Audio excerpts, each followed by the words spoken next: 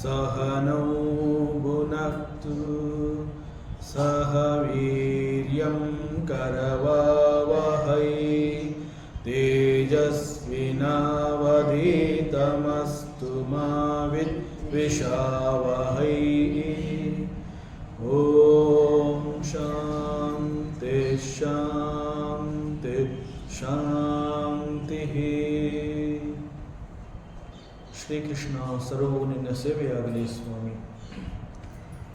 ಎಲ್ಲ ಆಧ್ಯಾತ್ಮ ಬಂಧುಗಳಿಗೂ ನಮಸ್ಕಾರ ಮತ್ತು ಶ್ರೀ ಚಿಕ್ಕಲಿಂಗೇಶ್ವರ ಸ್ವಾಮಿ ದೇವಸ್ಥಾನದ ಜ್ಞಾನಯಜ್ಞ ಶಾಲೆಗೆ ಸ್ವಾಗತ.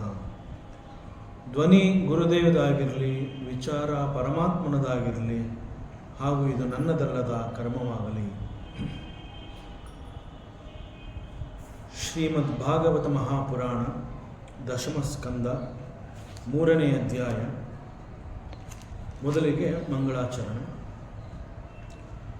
ಜನ್ಮಾದ್ಯಸ್ಯ ಯತೋನ್ವಯಾದಿತರತಃ ಚಾರ್ತೇಷ್ವಭಿಘ್ನಸ್ವರಾಟ್ ತೇನೇ ಬ್ರಹ್ಮಹೃದಾಯ ಆದಿಕವಯೇ ಮುಹ್ಯಂತಿ ಯತ್ಸೂರಯಃ ತೇಜೋ ವಾರಿಮೃದಾಂ ಯಥಾ ವಿನಿಮಯಃ ಯತ್ರ ತ್ರಿಸರ್ಗೋ ಮೃಷಾ ಧಾಮ್ನಾ ಸ್ವೇನ ಸದಾ ನಿರಸ್ತಕುಹಕಂ ಸತ್ಯಂ ಪರಂ ಧೀಮಹಿ.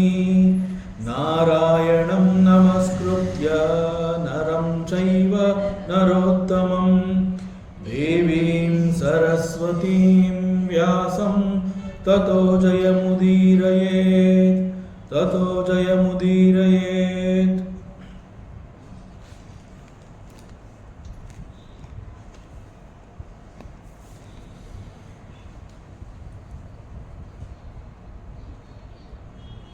ಹುಟ್ಟಿದ ಮಗು ಶ್ರೀಹರಿ ಅಂತ ವಸುದೇವನಿಗೆ ಗೊತ್ತಾದ ಮೇಲೆ ಪರಮಾತ್ಮನನ್ನು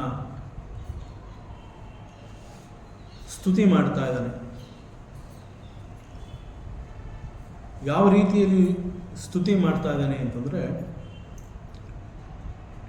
ಹುಟ್ಟಿ ಬಂದಿರುವಂತಹದ್ದು ಸಾಮಾನ್ಯ ಶಿಶು ಅಲ್ಲ, ಸಾಕ್ಷಾತ್ ಪುರುಷ. ಸಾಕ್ಷಾತ್ ಪುರುಷ ಮಹಾವಿಷ್ಣು ಅವನು ಮಗುವಾಗಿ ಬಂದಿದ್ದಾನೆ ಅಂತ ಹೇಳಿ ಅವನನ್ನು ವರ್ಣಿಸುತ್ತಾ ಅವನ ಮಹಿಮೆಯನ್ನು ಮತ್ತು ಆ ಮಗು ಹೇಗೆ ಹುಟ್ಟಿ ಬಂದಿದ್ದಾನೆ, ಪರಮಾತ್ಮ ಹೇಗೆ ಕಾಣಿಸ್ಕೊಂಡಿದ್ದಾನೆ ಎನ್ನುವಂಥದ್ದನ್ನು ಸ್ತುತಿ ಮಾಡ್ತಾ ಹೋಗ್ತಾ ಇದ್ದಾನೆ. ಎದೆಯಲ್ಲಿ ಶ್ರೀವತ್ಸ ಚಿಹ್ನೆ ಅಂತ ಹೇಳಿದಾಗ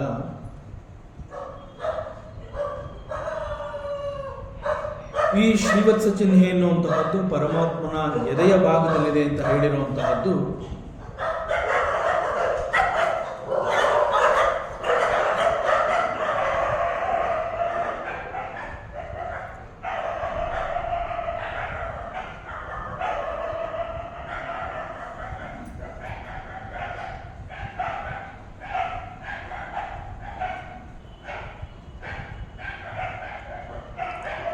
ಭೃಗು ಋಷಿ ಪರಮಾತ್ಮನನ್ನ ಕಾಲಿನಿಂದ ಒದ್ದ ಅನ್ನುವಂತಹ ವಿಚಾರವನ್ನು ತಿಳಿಸುವಂತಹದ್ದು ಪುರಾಣದ ಕಥೆಯ ಉದ್ದೇಶ ಅಲ್ಲ. ಈ ಚಿಹ್ನೆಯನ್ನು ಪರಮಾತ್ಮ ಯಾಕೆ ಧರಿಸಿದಾನೆ ಎನ್ನುವಂತಹದ್ದನ್ನು ತಿಳಿಸಬೇಕು ಅನ್ನುವ ಕಾರಣದಿಂದ ಪುರಾಣದಲ್ಲಿ ಇಂತಹ ಕಥೆಯನ್ನು ಹೆಣೆದಿರುವಂತಹದ್ದು. ಮೂಲವಾಗಿ ಇಲ್ಲಿ ಅರ್ಥ ಮಾಡ್ಕೋಬೇಕಾಗಿರುವಂತಹದ್ದೇನು ಅಂತಂದರೆ, ಪರಮಾತ್ಮ ಅಂತ ಹೇಳಿದಾಗ ಅಲ್ಲಿ ವಿಷ್ಣು ಆಗಲಿ, ಶಿವ ಆಗಲಿ ಅಥವಾ ಬ್ರಹ್ಮ ಆಗಲಿ ಅವರಲ್ಲಿ ಯಾರು ಹೆಚ್ಚು ಅನ್ನುವಂತಹದ್ದನ್ನು ನಾವು ಗಮನಿಸಬೇಕು ಅನ್ನೋ ದೃಷ್ಟಿಯಲ್ಲ.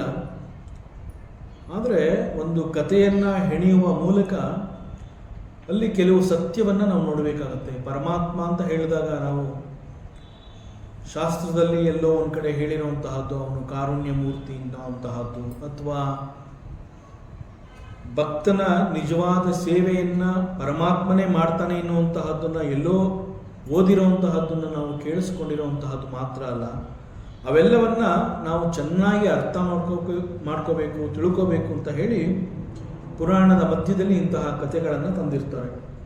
ಇಲ್ಲಿ ಶ್ರೀವತ್ಸ ಚಿಹ್ನೆ ಎನ್ನುವಂತಹದ್ದು ಪರಮಾತ್ಮನ ಎದೆಯ ಭಾಗದಲ್ಲಿ ಯಾಕೆ ಕಾಣಿಸ್ಕೊತು ಅಂತಂದರೆ, ಅದು ಭೃಗು ಮಹರ್ಷಿ ಕಾಲಿನಿಂದ ಒದ್ದ ಅನ್ನುವಂತಹದ್ದು ಕಥೆನೇ ಆಗಿದ್ರೂ ಕೂಡ ಮೂಲವಾಗಿ ಪರಮಾತ್ಮ ಆ ಭೃಗು ಋಷಿಗೆ ಹೇಳ್ತಾನೆ, ಈ ಚಿಹ್ನೆಯನ್ನು ನಾನು ಸದಾ ಧರಿಸ್ತೀನಿ ಅಂತ ಹೇಳ್ತಾನೆ. ಇದರ ಅರ್ಥ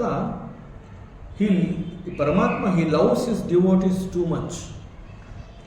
ಭಕ್ತರ ಮೇಲಿನ ಅತೀವ ಪ್ರೀತಿಯ ಕಾರಣದಿಂದ ಭಗವಂತ ಒಬ್ಬ ಭಕ್ತ ನನಗೆ ಕೊಟ್ಟಿರುವಂತಹದ್ದು ಇದು ಅಂತ ಹೇಳಿ ಭಗವಂತ ಭಕ್ತ ಕೊಟ್ಟಿರುವಂತಹದ್ದನ್ನು ನಾನು ಸದಾಕಾಲ ನನ್ನ ಹತ್ರ ಇಟ್ಕೋತೀನಿ ಅಂತ ಹೇಳಿ ಆ ಎದೆಯ ಭಾಗದಲ್ಲಿ ಅದನ್ನು ನಾನು ಧರಿಸ್ತೀನಿ ಅಂತ ಹೇಳಿ ಸಂತೋಷದಿಂದ ಸದಾ ಅದು ನನ್ನ ಬಳಿ ಇರಲಿ ಅಂತ ಹೇಳಿ ಮಹಾವಿಷ್ಣು ಅದನ್ನು ಧರಿಸಿರ್ತಾನೆ. ಇದು ಒಬ್ಬ ಭಕ್ತ ಮತ್ತು ಪರಮಾತ್ಮನ ಮಧ್ಯೆ ಕಾಣಬಹುದಾದ ಪ್ರೀತಿಯ ಸಂಬಂಧದ ಚಿಹ್ನೆ ಕೂಡ ಆಗಿದೆ. ಸೊ ಕಥೆಯ ಮೂಲಕ ನಮ್ಮ ಚಿಂತನೆಗಳು ಹೀಗೆ ಪರಮಾತ್ಮನನ್ನ ವರ್ಣನೆ ಮಾಡಬೇಕಾದ್ರೆ ಅಲ್ಲಿರುವಂತಹ ಕೆಲವು ಸೂಕ್ಷ್ಮಗಳನ್ನು ನಾವು ತಿಳ್ಕೋಬೇಕು ಅಂತ ಹೇಳಿ. ಯಾಕೆ ಅಂತಂದರೆ ಒಬ್ಬ ಭಕ್ತ ಅವನ ಶ್ರದ್ಧೆ ಶಿವನ ಮೇಲಿದೆ ಅಂತ ಹೇಳಿದಾಗ, ಆ ಶಿವನ ಕಥೆಯನ್ನು ಆ ಪುರಾಣದಲ್ಲಿ ತಂದಾಗ ಆ ಭಕ್ತನಿಗೆ ಶಿವ ಈಸ್ ಗ್ರೇಟ್. ಒಬ್ಬ ಭಕ್ತ ಅವನಿಗೆ ಮಹಾವಿಷ್ಣು ಅವನ ಮೇಲೆ ಹೆಚ್ಚು ಶ್ರದ್ಧೆ ಇದೆ ಅಂತಂದರೆ according to him Vishnu is ಸರ್ವಸ್ವ, ವಿಷ್ಣು ಈಸ್ ಗ್ರೇಟ್.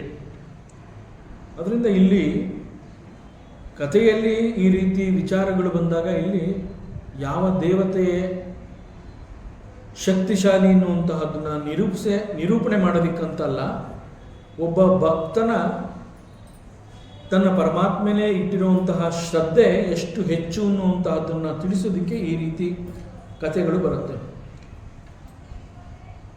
ಒಬ್ಬ ಭಕ್ತ ಭಗವಂತನ ಮೇಲಿಟ್ಟಿರುವಂತಹ ಈ ಶ್ರದ್ಧೆ ಅವನ ಏಕಾಗ್ರತೆಯನ್ನು ಹೆಚ್ಚು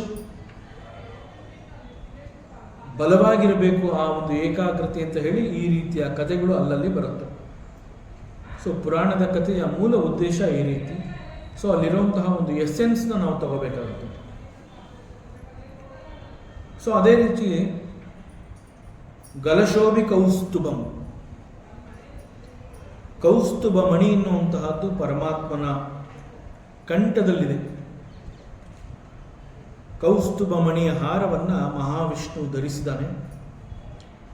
ಇದರರ್ಥ ಕೂಡ ಈ ಒಂದು ಕೌಸ್ತುಭ ಮಣಿ ಎನ್ನುವಂತಹದ್ದು ಅವನ ಹೃದಯದಲ್ಲಿ, ಅವನ ಕಂಠದಲ್ಲಿ ಅದು ಹೆಚ್ಚು ಶೋಭಾಯಮಾನವಾಗಿ ಅದು ಕಾಣ್ತಾ ಇದೆ.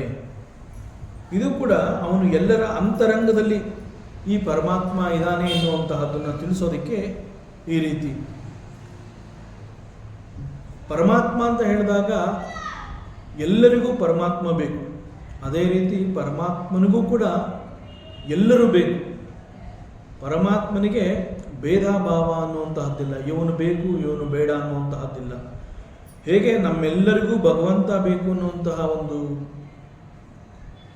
ಭಗವಂತನ ಮೇಲಿರುವಂತಹ ಪ್ರೀತಿಯಿಂದ ನಾವು ಹೇಗೆ ಆ ರೀತಿ ಹೇಳ್ತೀವಿ, ಆ ರೀತಿಯಲ್ಲಿ ಭಗವಂತ ಕೂಡ ನನಗೆ ಎಲ್ಲರೂ ಬೇಕು ಅಂತ ಹೇಳಿ ಅವನು ಕೂಡ ಆ ರೀತಿ ಭಕ್ತರಿಗಾಗಿ ಅವನು ಎಲ್ಲರೂ ನನಗೆ ಬೇಕು ಅಂತ ಹೇಳ್ತಾನೆ. ಸೊ ಈ ರೀತಿಯಲ್ಲಿ ಈ ಕೌಸ್ತುಭ ಮಣಿ ಎದೆಯ ಭಾಗದಲ್ಲಿ ಕಂಠದಲ್ಲಿ ಇದೆ ಅಂತಂದರೆ ನಾನು ಎಲ್ರಿಗೂ ಬೇಕು ಮತ್ತು ಎಲ್ಲರ ಅಂತರಂಗದಲ್ಲಿ ನಾನು ಇದ್ದೀನಿ.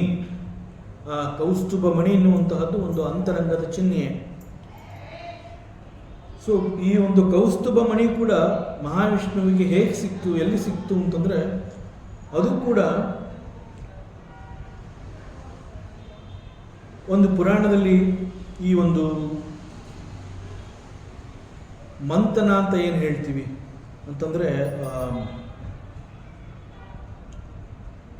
ವಾಸುಕಿಯನ್ನು ಬಳಸಿಕೊಂಡು ಪರ್ವತವನ್ನು ಇಟ್ಕೊಂಡು ಒಂದು ಸಮುದ್ರ ಮಂಥನ ಮಾಡಬೇಕಾದ್ರೆ ಆ ಸಮಯದಲ್ಲಿ ಅನೇಕಗಳು ಅಲ್ಲಿಂದ ಬಂತು.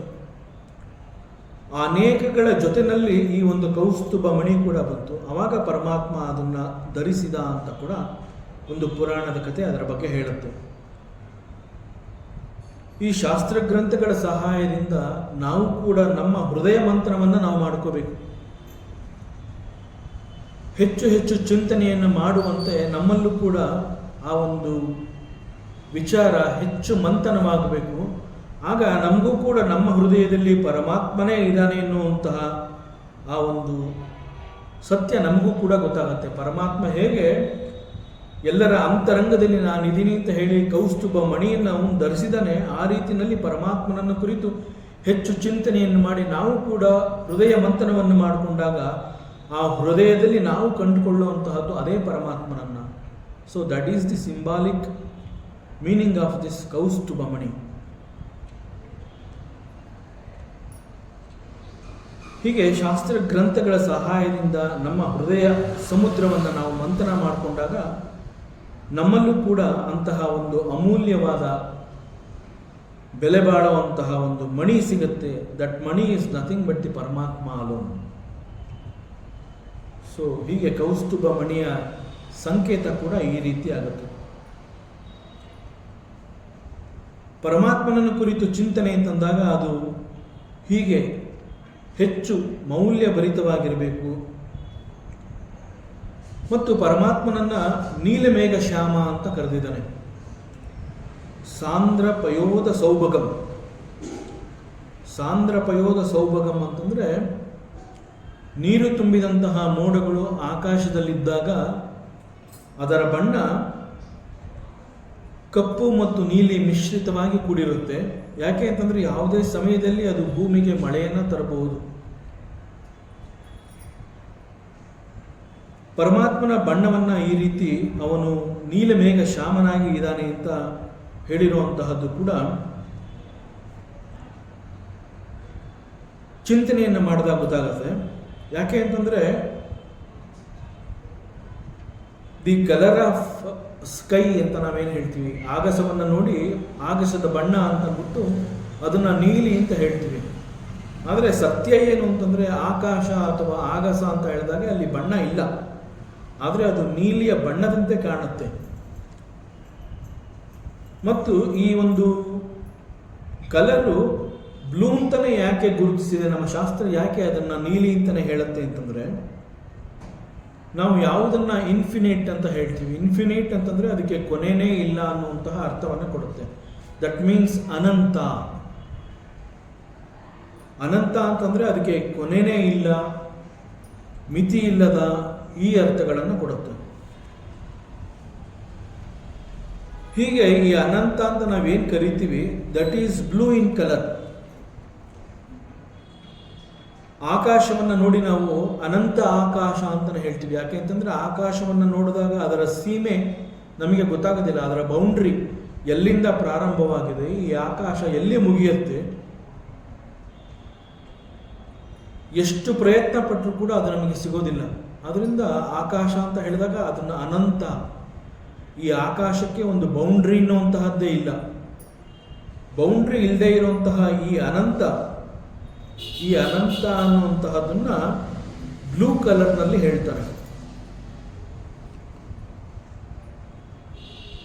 ಪರಮಾತ್ಮನ ಅನೇಕ ಶಕ್ತಿ, ಗುಣ, ಸ್ವಭಾವ, ಹೀಗೆ ನಾವು ಅವನಲ್ಲಿ ಏನೆಲ್ಲವನ್ನ ನಾವು ಗುರುತಿಸ್ತೀವಿ ಅವೆಲ್ಲ ಅನಂತ ಅಂತಂದರೆ ಅದಕ್ಕೆ ಪರಮಾತ್ಮನನ್ನ ನಾವು ಸ್ವಭಾವ ಅಥವಾ ಲಕ್ಷಣಗಳನ್ನು ಕುರಿತು ಹೇಳಿದಾಗ ಒಬ್ಬ ಸಾಮಾನ್ಯ ಜೀವಿಯ ಬುದ್ಧಿ ಅಂತಂದರೆ ಅದು ಅಲ್ಪಜ್ಞ ಅಂತ ಹೇಳ್ತಾರೆ. ಪರಮಾತ್ಮನನ್ನು ಕುರಿತು ಹೇಳಿದಾಗ ಅವನನ್ನು ಸರ್ವಜ್ಞ ಅಂತ ಹೇಳ್ತಾರೆ. ಹೀಗೆ ಪರಮಾತ್ಮನ ಯಾವುದೇ ಒಂದು ಗುಣ, ಸ್ವಭಾವ ಅಥವಾ ಲಕ್ಷಣ ಅಂತ ಹೇಳಿದಾಗ ಅವೆಲ್ಲವೂ ಅನಂತ, ಯಾವುದಕ್ಕೂ ಕೂಡ ಒಂದು ಮಿತಿ ಅನ್ನುವಂತಹದ್ದೇ ಇಲ್ಲ, ಬೌಂಡ್ರಿನೇ ಇಲ್ಲ, ಕೊನೆಯೇ ಇಲ್ಲ, ಮುಗಿಯದಂತೆ ಇರುವಂತಹದ್ದು. So that represents blue. ಅದರಿಂದ ಪರಮಾತ್ಮನನ್ನು ನೀಲಮೇಘ ಶ್ಯಾಮ ಅಂತ ಹೇಳ್ತಾರೆ. ಮತ್ತು ಪರಮಾತ್ಮ ಧರಿಸಿರುವಂತಹ ವಸ್ತ್ರವನ್ನು ಕುರಿತು ಪೀತಾಂಬರ ಅಂತ ಈ ಶ್ಲೋಕದಲ್ಲಿ ವರ್ಣನೆ ಆಗಿದೆ. ಪೀತಾಂಬರ ಅಂತಂದರೆ ಅದು ಹಳದಿ ಬಣ್ಣವನ್ನು ಕುರಿತು ಹೇಳಿರುವಂತಹದ್ದು. ಸೊ ಹಳದಿ ರೆಪ್ರೆಸೆಂಟ್ಸ್ ಮ್ಯಾಟರ್ ಅಂತಂದರೆ ಸ್ಥೂಲವನ್ನು ಕುರಿತು ಅದನ್ನು ಹಳದಿ ಅಂತ ಹೇಳ್ತಾರೆ. ಪರಮಾತ್ಮ ಅಂತ ಹೇಳಿದಾಗ ಪರಮಾತ್ಮನ ಸೂಕ್ಷ್ಮವನ್ನು ಗುರುತಿಸುವಂತಹ ಶಕ್ತಿ ನಮಗಿಲ್ಲ. ಪರಮಾತ್ಮನ ಸೂಕ್ಷ್ಮ ನಮಗೆ ಅರ್ಥ ಆಗುವುದಿಲ್ಲ. ಆದರೆ ಪರಮಾತ್ಮನ ಕ್ರಿಯೇಷನ್ ಅಂತ ಏನು ಹೇಳ್ತೀವಿ ಅವೆಲ್ಲವೂ ಸ್ಥೂಲವಾಗಿದೆ. ಅದು ಜಗತ್ತಿರಬಹುದು, ಜೀವರಾಶಿಗಳಿರ್ಬೋದು, ಹೀಗೆ ಅವೆಲ್ಲವೂ their nature is in physical form. So ಅವೆಲ್ಲ ಸ್ಥೂಲ. ಸೊ ಸ್ಥೂಲ ರೆಪ್ರೆಸೆಂಟ್ಸ್ ಎಲ್ಲೋ. ಮತ್ತು ಯಾಕೆ ಅದನ್ನು ಎಲ್ಲೋ ಅಂತ ಹೇಳ್ತಾರೆ ಅಂತಂದರೆ, ಜಗತ್ತಿನ ಅದು ಯಾವುದೇ ಆಗಿದ್ರೂ ಕೂಡ ಕಾಲಕ್ರಮೇಣ ಅದು ನಾಶವಾಗಬೇಕು.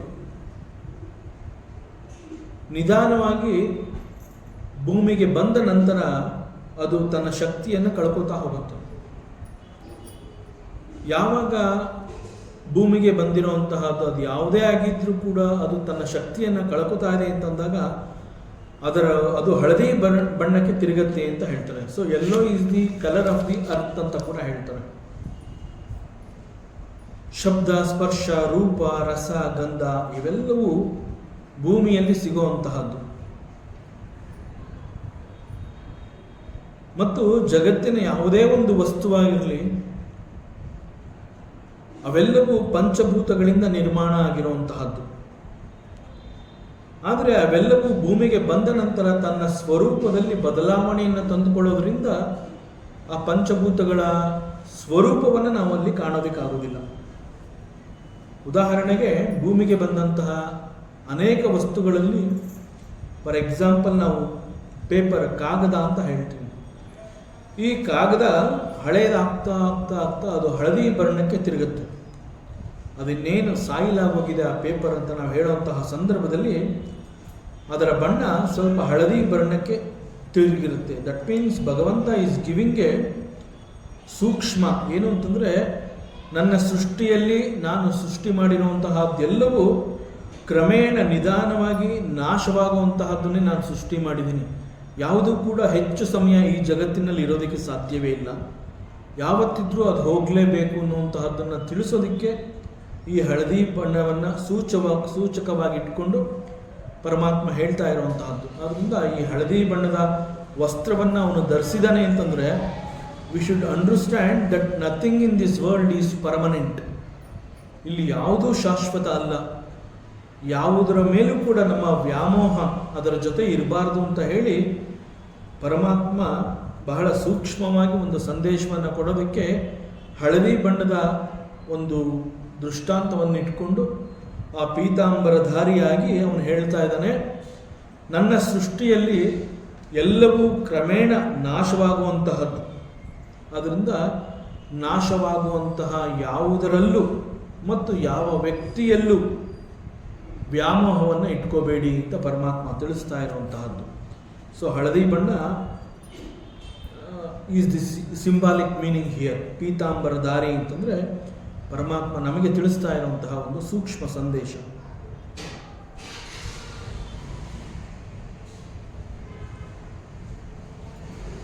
ಸೊ ಇಡೀ ಜಗತ್ತು, ಬ್ರಹ್ಮಾಂಡ ಇವೆಲ್ಲ ನಂದು ಅಂತ ಪರಮಾತ್ಮ ಹೇಳ್ತಾ ಇದ್ದಾನೆ. ಇವೆಲ್ಲ ನಂದು, ಇಡೀ ಸೃಷ್ಟಿ ನಂದು.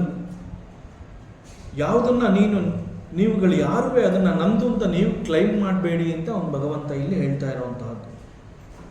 ಮತ್ತು ಇಲ್ಲಿ ಭಗವಂತನ ಸೃಷ್ಟಿ ಅಂತ ಹೇಳಿದಾಗ ಕೆಲವೊಂದುಗಳನ್ನು ಬಹಳ ವಿಶೇಷವಾಗಿಯೇ ಚರ್ಚೆ ಮಾಡಬೇಕಾಗತ್ತೆ, ಮುಖ್ಯವಾಗಿ ನಾವು ತಿಳ್ಕೋಬೇಕಾಗತ್ತೆ. ಇಲ್ಲಿ ಮುಖ್ಯವಾಗಿ ನಮಗೆ ಬಂದಿರುವಂತಹ ಪ್ರಶ್ನೆ ಅನ್ನೋದಕ್ಕಿಂತ ಇದೊಂದು ರೀತಿಯ ಸಂದೇಹ ನಮಗೆ ಆಗಾಗ್ಗೆ ಬರ್ತಾ ಇರುತ್ತೆ. ನಾವು ಎಷ್ಟೇ ಶಾಸ್ತ್ರ ಗ್ರಂಥಗಳನ್ನು ಓದಬಹುದು, ಯಾವುದೇ ಗುರುವಿನ ಬಳಿ ಕುಳಿತು ನಾವು ವಿಚಾರವನ್ನು ನಾವು ಆಲಿಸಬಹುದು, ಅನೇಕ ವಿಚಾರಗಳನ್ನು ನಾವು ತಿಳ್ಕೊಂಡ್ರೂ ಕೂಡ ಮುಗಿದೇ ಇರುವಂತಹ ಪ್ರಶ್ನೆ ಏನು ಅಂತಂದರೆ, ಭಗವಂತ ಯಾಕೆ ಈ ಸೃಷ್ಟಿಯನ್ನು ಮಾಡಿದ್ದಾನೆ ಅಂತ.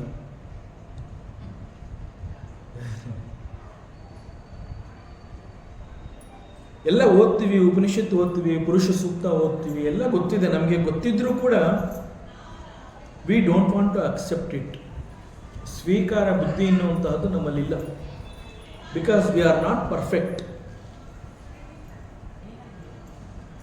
ಸೊ ಅದರಿಂದ ನಮಗೆ ವಿಚಾರ ಗೊತ್ತಿದ್ರೂ ಕೂಡ ಅದನ್ನು ಆ ರೀತಿಯಲ್ಲಿ ಸ್ವೀಕರಿಸುವಂತಹ ಶಕ್ತಿ ಮತ್ತು ಯೋಗ್ಯತೆ ಅವೆರಡೂ ಇಲ್ಲದೆ ಇರೋದ್ರಿಂದ ಮತ್ತೆ ಮತ್ತೆ ಅದೇ ಪ್ರಶ್ನೆಗಳು ನಮ್ಮನ್ನು ಕಾಡುತ್ತೆ. ಭಗವಂತ ಯಾಕೆ ಈ ಸೃಷ್ಟಿಯನ್ನು ಮಾಡ್ದ? ಮೊದಲನೇ ಪ್ರಶ್ನೆ ಇದು, ಭಗವಂತ ಯಾಕೆ ಈ ಸೃಷ್ಟಿಯನ್ನು ಮಾಡ್ದ. ಎರಡನೇ ಪ್ರಶ್ನೆ, ಭಗವಂತ ಹೇಗೆ ಈ ಸೃಷ್ಟಿಯನ್ನು ಮಾಡ್ದ. ಇವೆರಡು ಪ್ರಶ್ನೆ ಮತ್ತೆ ಮತ್ತೆ ನಮ್ಮ ಹತ್ರ ಸುಳಿತಾನೆ ಇರುತ್ತೆ. ಸೊ ಇದನ್ನ ನಾವು ಪರ್ಫೆಕ್ಟ್ ಮಾಡ್ಕೊಳ್ಳದೆ ಹೋದರೆ ವೇದಾಂತದಲ್ಲಿ ನಾವು ಮುಂದೆ ಮುಂದೆ ಹೋಗೋದಕ್ಕೆ ಬಹಳ ಕಷ್ಟ ಆಗುತ್ತೆ. ಅನೇಕ ಸಂದರ್ಭಗಳಲ್ಲಿ ಒಂದು ಸೊಸೈಟಿ ಅಂತ ಹೇಳಿದಾಗ, ಜಗತ್ತು ಅಥವಾ ಪ್ರಪಂಚ ಅಂತ ಹೇಳಿದಾಗ ಇಲ್ಲಿ ಅನೇಕ ರೀತಿಯ ಜನಗಳಿರ್ತಾರೆ. ಪರಮಾತ್ಮನನ್ನು ನಂಬಿ ಆರಾಧಿಸುವಂತಹ ಜನಗಳು ಇರ್ತಾರೆ, ಭಗವಂತನ ಬಗ್ಗೆ ನಂಬಿಕೆ ಇಲ್ಲದೆ ಇರುವಂತಹ ಜನಗಳು ಇರ್ತಾರೆ. ಸೊ ಪ್ರಶ್ನೆ ಅಥವಾ ಸಂದೇಹ ಅನ್ನುವಂತಹದ್ದು ಎರಡೂ ರೀತಿಯ ಜನಗಳಿಗೂ ಬರ್ತಾ ಇರುತ್ತೆ. ಆ ರೀತಿಯಲ್ಲಿ ಕೆಲವರ ಪ್ರಶ್ನೆ ಹೇಗಿರುತ್ತೆ ಅಂತಂದರೆ, ಕೃಷ್ಣ ಅಂತ ಹೇಳಿದಾಗ ಯಾವುದೋ ದ್ವಾಪರ ಯುಗದಲ್ಲಿ ಒಬ್ಬ ಗೊಲ್ಲ ಬಾಲಕನಾಗಿ ಹುಟ್ಟಿದಂತಹ ಈ ಕೃಷ್ಣನನ್ನ ಇವತ್ತಿನ ಈ ಪರಿಸ್ಥಿತಿಯಲ್ಲಿ ಕಲಿಯುಗದಲ್ಲಿ ನಾವು ಅವನನ್ನು ಕುರಿತು ಚಿಂತನೆಯನ್ನು ಯಾಕೆ ಮಾಡಬೇಕು? ಯುಗ ಯುಗಗಳೇ ಕಳೆದು ಹೋಗಿದೆ. ಎಲ್ಲಿಯ ದ್ವಾಪರ ಯುಗ, ಎಲ್ಲಿಯ ಕಲಿಯುಗ? ಮತ್ತು ಮೂಲವಾಗಿ ಕೃಷ್ಣ ಅಂತ ಹೇಳಿದಾಗ ಅವನೊಬ್ಬ ರಾಜ ಕೂಡ ಅಲ್ಲ, ಸಿಂಹಾಸನದಲ್ಲಿ ಕುಳಿತಿಲ್ಲ, ಒಬ್ಬ ಗೊಲ್ಲರ ಬಾಲಕ. ಅವನನ್ನು ಪರಮಾತ್ಮ ಅಂತ ಹೇಳಿ ಪೂಜೆ ಮಾಡ್ತಾರೆ. ಅವತ್ತಿನ ಪರಿಸ್ಥಿತಿ ಏನಿತ್ತೋ, ಆದರೆ ಇವತ್ತಿನ ಈ ಪರಿಸ್ಥಿತಿಯಲ್ಲಿ ಯಾಕೆ ನಾನು ಅವನನ್ನು ಕುರಿತು ಚಿಂತನೆಯನ್ನು ಮಾಡಬೇಕು ಅನ್ನುವಂತಹದ್ದು ಒಂದು ಪ್ರಶ್ನೆ.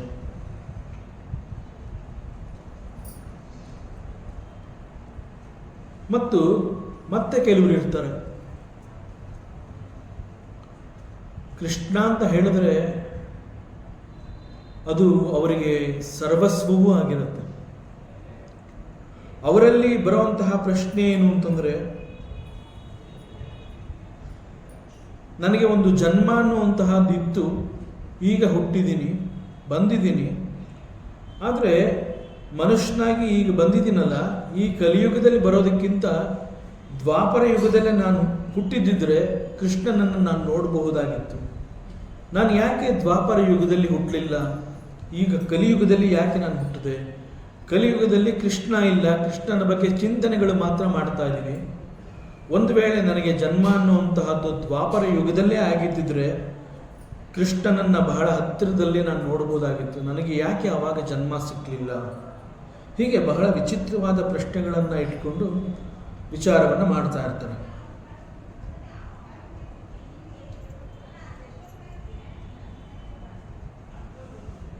ಪ್ರಶ್ನೆಗಳು ಈ ರೀತಿ ಬಂದಾಗ ನಮ್ಮ ಶಾಸ್ತ್ರ ಏನು ಸಮಾಧಾನ ಕೊಡುತ್ತೆ? ಅಥವಾ ಒಬ್ಬ ಗುರು, ಆಚಾರ್ಯ, ಒಬ್ಬ ಅನುಭವಿ ಜ್ಞಾನಿ ಅವನೇನು ಹೇಳ್ತಾನೆ? ದ್ವಾಪರ ಯುಗದಲ್ಲಿ ನಾನು ಹುಟ್ಟಲಿಲ್ಲ, ಈಗ ಕೃಷ್ಣ ಇಲ್ಲ ಅಂತ ಯಾಕೆ ಅನ್ಕೋತೀಯ ನೀನು? ಮುಖ್ಯವಾಗಿ ಭಗವಂತ ಅಂತ ಹೇಳಿದಾಗ ನಿನಗೆ ಅವನ ವಿಚಾರದಲ್ಲಿ ಯಾವ ಸತ್ಯ ಗೊತ್ತಿದೆ? ಭಗವಂತ ಯಾಕೆ ಅವತಾರವನ್ನು ತೆಗೆದುಕೊಂಡ ಅಂತ ನಿನಗೇನಾರು ಅರ್ಥ ಇದೆ, ಗೊತ್ತಾಗಿದೆಯಾ? ನಿನಗೆ ಸತ್ಯ ಗೊತ್ತಿದೆಯಾ? ಮುಖ್ಯವಾಗಿ ಭಗವಂತ ಇಲ್ಲಿ ಹುಟ್ಟಿ ಬಂದಿದ್ದೇ ಒಂದು ದೊಡ್ಡ ಸತ್ಯವನ್ನು ತಿಳಿಸ್ಕೊಡೋದಕ್ಕಾಗಿ. ಅದೇನು ಅಂತಂದರೆ, ನಾನೀಗ ಇಲ್ಲಿ ಅವತಾರ ಅಂತ ಹೇಳಿ ಹುಟ್ಟಿ ಬಂದಿದ್ದೀನಿ ಅಷ್ಟೇ, ಆದರೆ ನಾನು ಈಗಾಗಲೇ ನಿನ್ನಲ್ಲಿ ಇದ್ದೀನಿ, ನಿನ್ನ ಹೃದಯದಲ್ಲಿರೋ ನಾನೇ. ಇದು ಕಲಿಯುಗ ಇರಬಹುದು, ದ್ವಾಪರ ಯುಗದಲ್ಲಿ ಮಾತ್ರ ಕೃಷ್ಣ ಅಂತ ಅಲ್ಲ. ಪರಮಾತ್ಮ ಶ್ರೀಕೃಷ್ಣ ಅಂತ ಹೇಳಿದ್ರೆ ಅವನು ಸದಾ ಎಲ್ಲರ ಹೃದಯದಲ್ಲಿರೋನವನು. ಸೊ ನಾನು ಹುಟ್ಟು ಬಂದಿದ್ದೇ ಈ ರೀತಿ ನಿನ್ನ ಹೃದಯದಲ್ಲಿ ಸದಾ ಇರೋದಕ್ಕೆ ನಿನಗೆ ದ್ವಾಪರ ಯುಗದಲ್ಲೇ ಹುಟ್ಟಬೇಕಾಗಿತ್ತು ಅನ್ನುವಂತಹ ಈ ಒಂದು ಹತಾಶ ಭಾವ ಬೇಕಾಗಿಲ್ಲ. ನಿನ್ನಲ್ಲಿ ಯಾವಾಗೆಲ್ಲ ನಾನು ಅನ್ನುವಂತಹ ಒಂದು ಪ್ರಜ್ಞೆ ನಿನ್ನಲ್ಲಿ ಜಾಗೃತವಾಗುತ್ತೆ, ಜಾಗೃತವಾದಂತಹ ಆ ಪ್ರಜ್ಞೆಯಲ್ಲಿ ನಾನು ಅಂತ ನಿನಗೆ ಬಂದ ಕೂಡಲೇ ಅದು ನಿನ್ನ ದೇಹವಲ್ಲ, ನಿನ್ನ ಮನಸ್ಸಲ್ಲ, ಅದು ನಾನು ಅಂತ ಪರಮಾತ್ಮ ತಿಳಿಸ್ಕೊಡೋದಕ್ಕೆ ಅವನು ಅವಾಗಲೇ ಜನ್ಮ ತಗೊಂಡಿದ್ದ. ಸೊ ಯಾವುದೇ ಯುಗದಲ್ಲಿ ಯಾವುದೇ ವ್ಯಕ್ತಿಯಲ್ಲಿ ಆ ಒಂದು ಪ್ರಜ್ಞೆ ನಾನು ಅನ್ನುವಂತಹದ್ದು ಅವನನ್ನು ಪ್ರಚೋದಿಸಿದಂತಹ ನಾನು ಅನ್ನೋ ಒಂದು ಪ್ರಜ್ಞೆ ಭಗವಂತನಲ್ಲದೆ ಅದು ಬೇರೆ ಅಲ್ಲ. ಮತ್ತು ಇದೇ ವಿಚಾರವನ್ನು ಪರಮಾತ್ಮ ಶ್ರೀಕೃಷ್ಣ ಗೀತೆಯಲ್ಲಿ ಕೂಡ ಹೇಳಿದ್ದಾನೆ. ಅವಜಾನಂತೆ ಮಾಂ ಮೂಢಾಃ ಮಾನುಷೀಂ ತನುಮಾಶ್ರಿತಂ ಪರಂ ಭಾವಂ ಅಜಾನಂತಹ ಮಮಭೂತ ಮಹೇಶ್ವರಂ.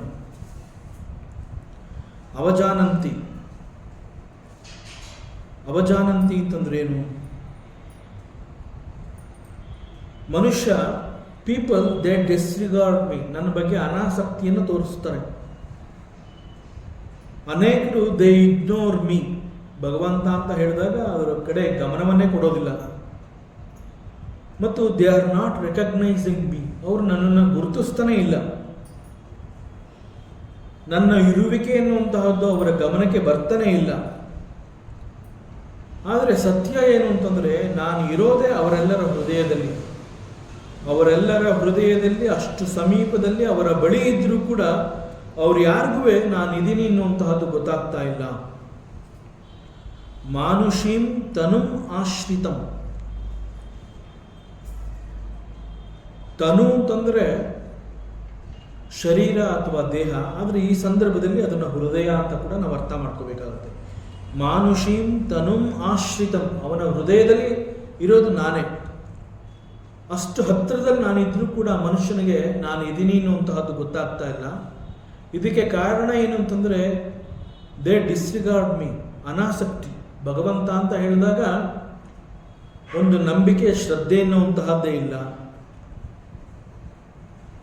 ಅವನಿಗೆ ನನ್ನಲ್ಲಿ ಶ್ರದ್ಧೆ ಇಲ್ಲ ಅಂತ ಹೇಳಿ ನಾನು ಅವನ ಹೃದಯದಿಂದ ಹೊರಗಡೆ ಬಂದಿಲ್ಲ. ನಾನು ಎಲ್ಲ ಮನುಷ್ಯರ ಹೃದಯದಲ್ಲಿ ಇದ್ದೀನಿ. ನಾನು ಪರಂಭಾವಂ ಅಜಾನಂತ.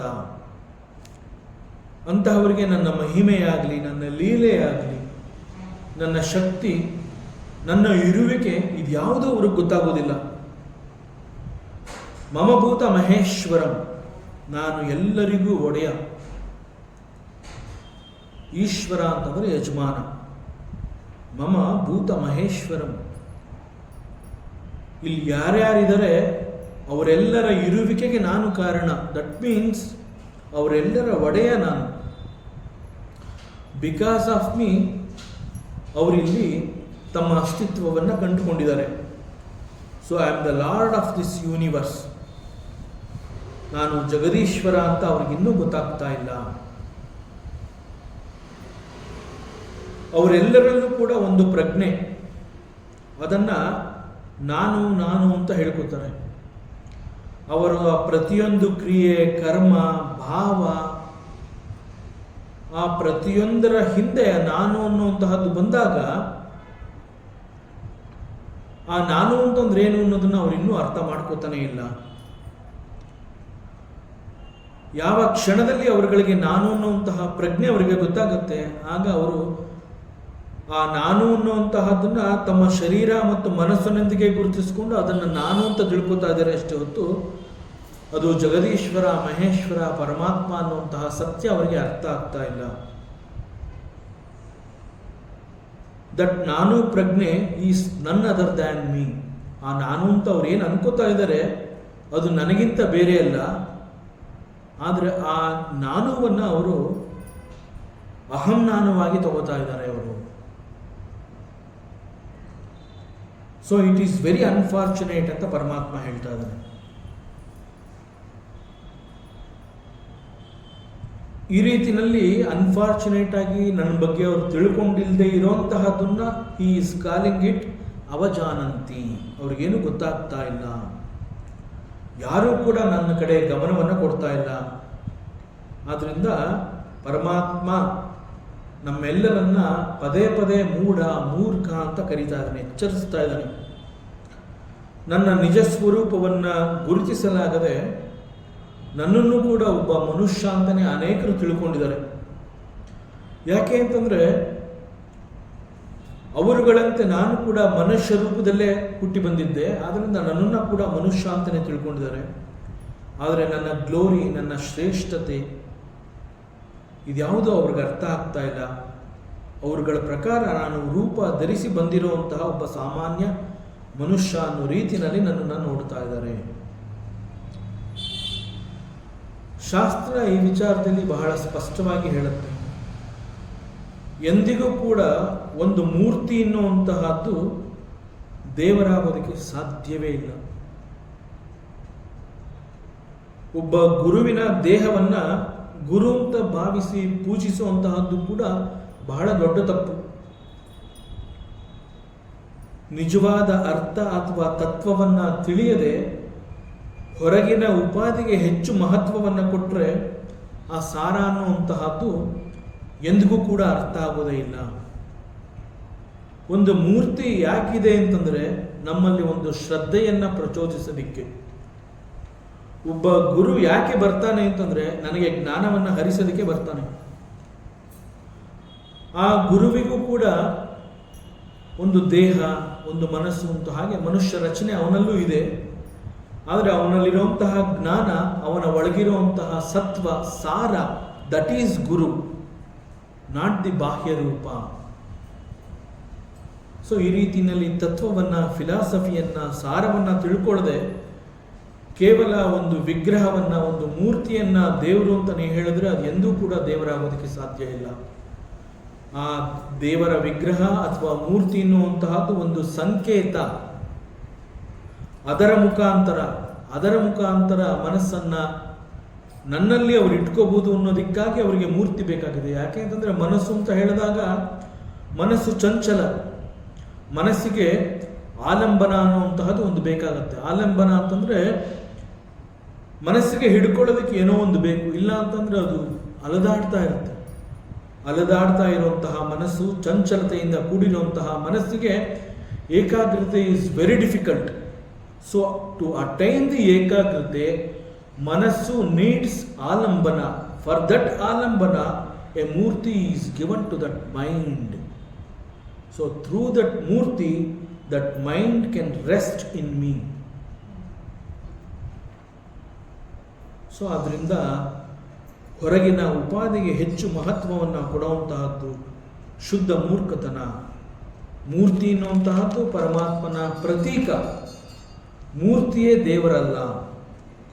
ಮೂರ್ತಿಯನ್ನು ದೇವರು ಅಂತ ಹೇಳಿ ಕಲ್ಪಿಸಿಕೊಳ್ಳೋದ್ರಿಂದ ಅದು ಪೂರ್ಣ ಮಟ್ಟದ ಸಾಧನೆ ಆಗೋದೇ ಇಲ್ಲ. ದೇವರಿದ್ದಾಗ ನಾನು ಹುಟ್ಟಲಿಲ್ಲ, ದ್ವಾಪರ ಯುಗದಲ್ಲಿ ನಾನು ಹುಟ್ಟಲಿಲ್ಲ ಅಂತ ಹೇಳಿ ನಾನು ಅವನ ಜೊತೆನಲ್ಲಿ ಇರಲಿಲ್ವಲ್ಲ ಅನ್ನುವಂತಹ ಚಿಂತನೆಗಿಂತ ನಾನು ಅನ್ನುವಂತಹವನು ಎಂದೆಂದಿಗೂ ಇರುವವನು, ಅವನು ಈಗಲೂ ಮತ್ತು ಯಾವಾಗಲೂ ಕೂಡ ನನ್ನ ಹೃದಯದಲ್ಲೇ ಇದ್ದಾನೆ ಎನ್ನುವಂತಹದ್ದು ನಿಜವಾದ ಸತ್ಯ. ಇಲ್ಲಿ ವೇದಾಂತ ಮತ್ತು ಪರಮಾತ್ಮನನ್ನ ಆ ಒಂದು ಪ್ರಜ್ಞೆ, ನಾನು ಅಂತ ಕಾನ್ಷಿಯಸ್ನೆಸ್ ಅಂತ ನಾವೆಲ್ಲ ಏನು ಹೇಳ್ತೀವಿ, ಅವೆಲ್ಲ ಸಾಕಷ್ಟು ಪ್ರಯತ್ನ ಪಡ್ತಾ ಇರೋದು ಯಾಕೆ ಅಂತಂದರೆ ನಾವು ಅಂತರ್ಮುಖಿ ಆಗಬೇಕು. We need to take a U-turn, inner journey ಅಂತ ಹೇಳ್ತೀವಿ. ನಾವು ಅಂತರ್ಮುಖಿ ಆಗಬೇಕು. ಯಾಕೆ ಅಂತಂದರೆ ಸತ್ಯ ಅನ್ನುವಂತಹದ್ದು ಹೊರ ಜಗತ್ತಿನಲ್ಲಿ ಇಲ್ಲ. ಸತ್ಯ ಅನ್ನುವಂತಹದ್ದು ನಮ್ಮ ಒಳಗಡೆ ಇದೆ. ನಮ್ಮ ಒಳಗಡೆ ಇರುವಂತಹ ಆ ಒಂದು ಸತ್ಯವೇ ಭಗವಂತ. ಅವನನ್ನು ನಾವು ಹೊರ ಜಗತ್ತಿನಲ್ಲಿ ನೋಡೋದಕ್ಕಾಗೋದಿಲ್ಲ. ಅವನನ್ನು ನಾವು ನಮ್ಮ ಒಳಗಡೆ ನೋಡಬೇಕು. ನಮ್ಮೊಳಗೆ ನಾವು ಅವನನ್ನು ನೋಡಬೇಕು ಅಂತಂದರೆ ನಾವು ಅಂತರ್ಮುಖಿ ಆಗಬೇಕು. ನಾವು ಅಂತರ್ಮುಖಿ ಆಗಬೇಕು ಅಂತಂದರೆ we need to understand what is God and who am I. ಆದ್ದರಿಂದ ನಾನು ಅಂತರ್ಮುಖಿ ಆಗಬೇಕು ಅನ್ನುವಂಥದ್ದು ವೇದಾಂತದ ಮುಖ್ಯ ಉದ್ದೇಶ ಅಂತ ಹೇಳಿ, ಹುಟ್ಟಿದ ಮಗು ಚತುರ್ಭುಜಧಾರಿ, ಕಿರೀಟವನ್ನು ಹೊತ್ತು ಬಂದಿದ್ದಾನೆ, ಕಂಠದಲ್ಲಿ ಕೌಸ್ತುಭಮಣಿ ಇದೆ, ಎದೆಯಲ್ಲಿ ಶ್ರೀವತ್ಸ ಚಿಹ್ನೆ ಇದೆ, ಪೀತಾಂಬರಧಾರಿ, ಶಂಕರಚಕ್ರ ಗದಾಧಾರಿ ಅಂತ ಎಲ್ಲ ಹೇಳಿ ಆ ಒಂದು ಸತ್ವವನ್ನು, ಸಾರವನ್ನು ವಸುದೇವ ಸಂಪೂರ್ಣವಾಗಿ ಅರ್ಥ ಮಾಡಿಕೊಂಡು ನೀನು ಯಾರು ಅನ್ನುವಂತಹದ್ದು ನನಗೆ ಗೊತ್ತು ಅಂತ ಹೇಳಿ ಪರಮಾತ್ಮನನ್ನು ಸ್ತುತಿ ಮಾಡಿದ್ದಾರೆ. ಮತ್ತೆ ವಸುದೇವ ಉವಾಚ ವಿದಿತೋಸಿ ಭವಾನ್ ಸಾಕ್ಷಾತ್ ಪುರುಷ ಪ್ರಕೃತೆ ಪರಾಹ ಕೇವಲಾನುಭವಾನಂದ ಸ್ವರೂಪ ಸರ್ವಬುದ್ಧಿ ದೃಕ್. ಹೇ ಭಗವಂತ, ಈಗ ನಾನು ನಿನ್ನನ್ನು ನೋಡ್ತಾ ಇದ್ದೀನಿ. ಈಗಷ್ಟೇ ಹುಟ್ಟಿದ ನಿನ್ನನ್ನು ನಾನು ನೋಡ್ತಾ ಇದ್ದೀನಲ್ಲ,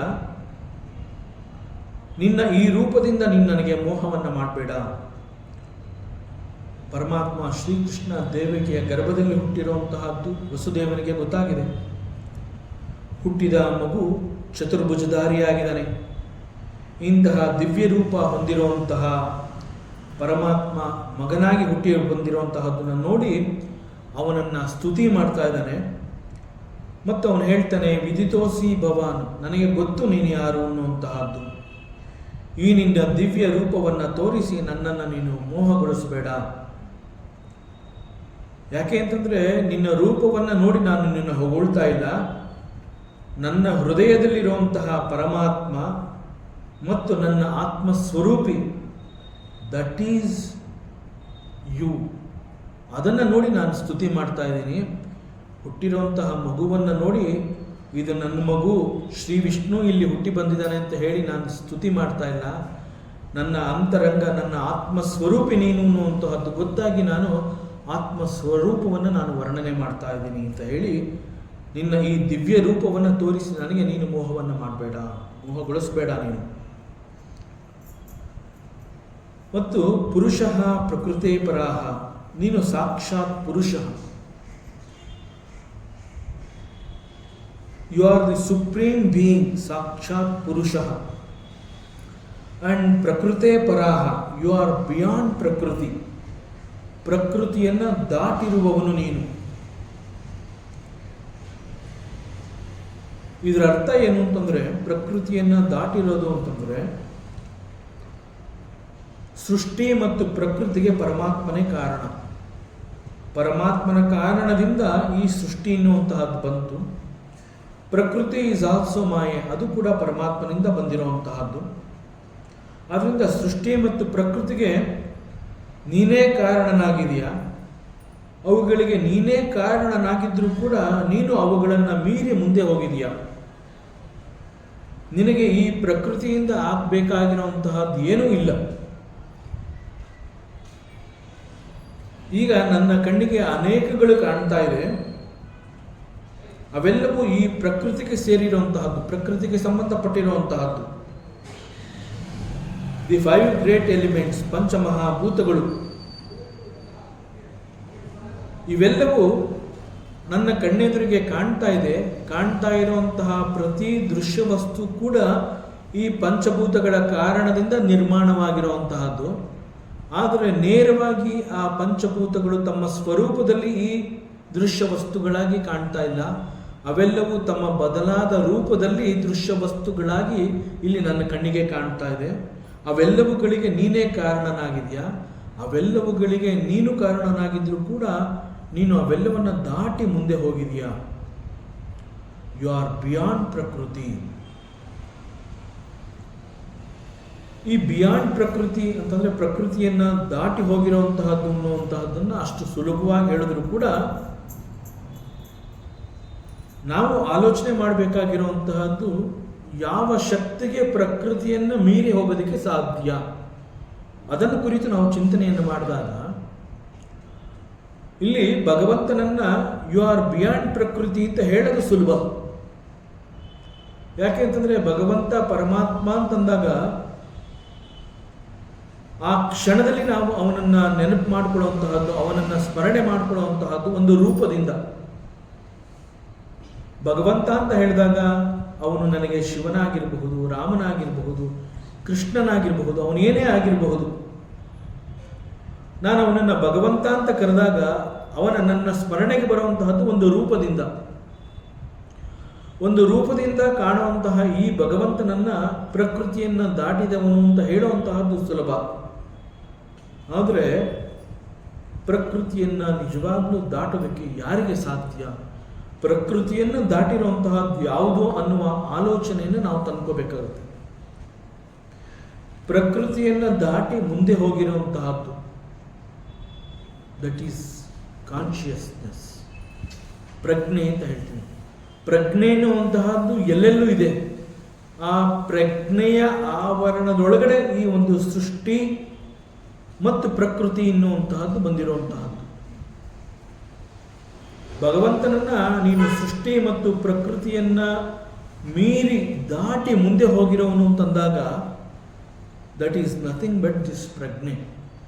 ಅರಿವು ಅಂತ ನಾವೇನು ಹೇಳ್ತೀವಿ, ಚೈತನ್ಯ ಅಂತ ಹೇಳ್ತೀವಿ.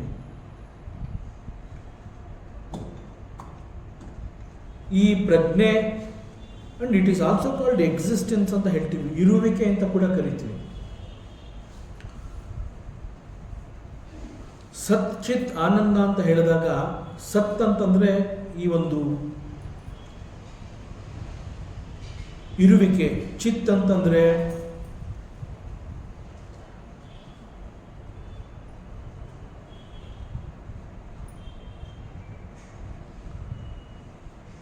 ಪ್ರಕೃತಿಯನ್ನು ದಾಟಿ ಮುಂದೆ ಹೋಗಿರುವಂತಹದ್ದು ಸತ್ ಅಂತ ಹೇಳಿದಾಗ ಅದನ್ನ ಪ್ರಜ್ಞೆ ಅಂತ ಹೇಳ್ತೀವಿ. ಇವುಗಳು ಪ್ರಕೃತಿಗಿಂತ ಬೇರೆನೇ ಆಗಿರುವಂತಹದ್ದು. ಇವೆಲ್ಲ ಸಚ್ಚಿದಾನಂದ ಅಂತ ನಾವೇನು ಹೇಳ್ತೀವಿ ಅದು ಪ್ರಕೃತಿಗಿಂತ ಬೇರೆ ಆಗಿರುವಂತಹದ್ದು. ಆತ್ಮ, ಸತ್, ಇರುವಿಕೆ, ಪರಮಾತ್ಮ, ಆತ್ಮವಸ್ತು ಅಂತ ನಾವೇನೆಲ್ಲ ಹೇಳ್ತೀವಿ